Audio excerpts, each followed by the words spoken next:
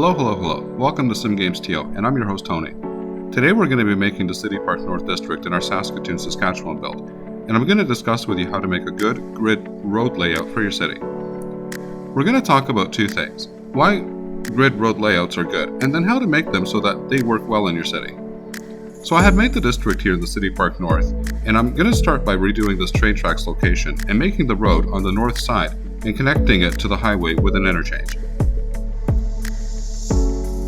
Now, before I go any further, I want to make it clear that I'm not saying that grid road layouts are or aren't the best to use, or that you should or shouldn't use these in your city.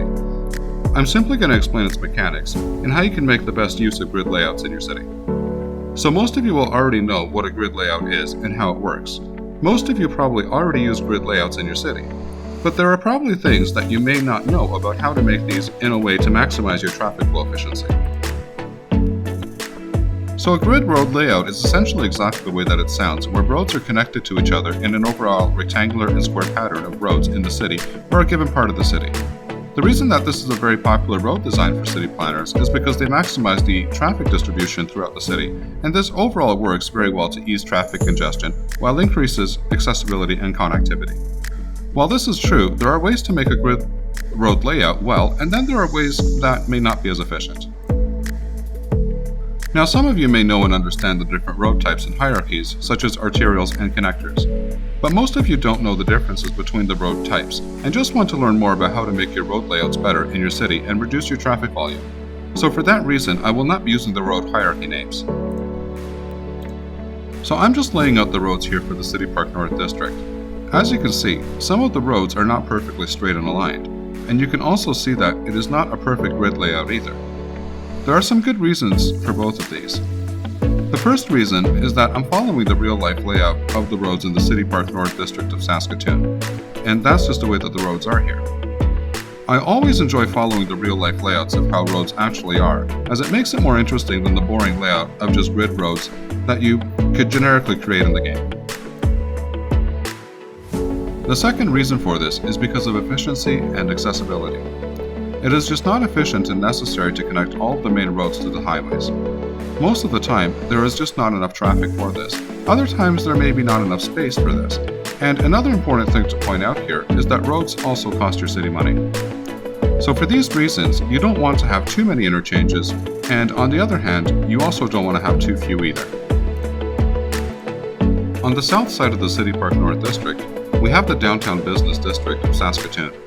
This is divided by a highway that conveniently runs right between them. As you can see, only a few of the main streets are connected to the highway with an interchange.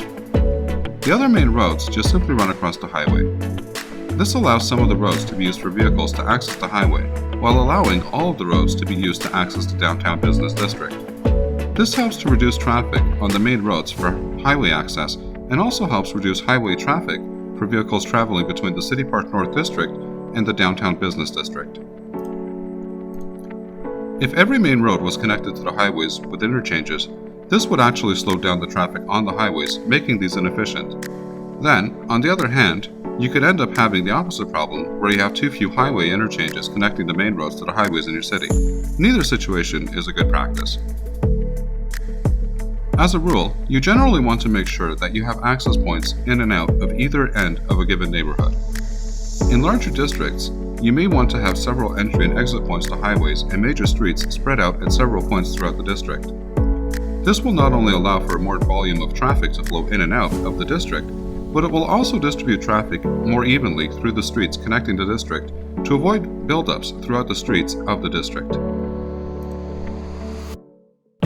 By having multiple entry and exit points to a district on different ends or spread out throughout a given district, traffic is distributed more evenly and encourages vehicles to use more of the roads and travel towards and enter in and out from different parts of the district. This is how many traffic choke points can be avoided to begin with, as vehicles traveling through different entry and exit points take away from the volume on all given interchanges. The most common mistake made when setting up a grid layout of roads by people when playing the City Skylines game is that they make too few roads that lead into and out of a given district. This leads to all the vehicles piling up in one interchange to get in and out, and it leads to vehicles converging into one part of the district while leaving roads going the opposite directions empty. Having enough interchanges that are more strategically distributed across a district will lead to a better traffic distribution. And this is the main idea. This not only applies to a grid layout, but is generally applicable to any road layout that you may choose to use. Thank you very much for watching, and I hope that you found this video to be helpful for your city building, and if so, please give it a like. I have many other City Skylines videos covering a wide variety of topics of the game that I'm sure that you will also enjoy and find helpful in your city building ventures that you could watch on my channel. If you are not subscribed to my channel and want to be notified of new videos that are released, then please subscribe. Until next time, as always, happy skylining.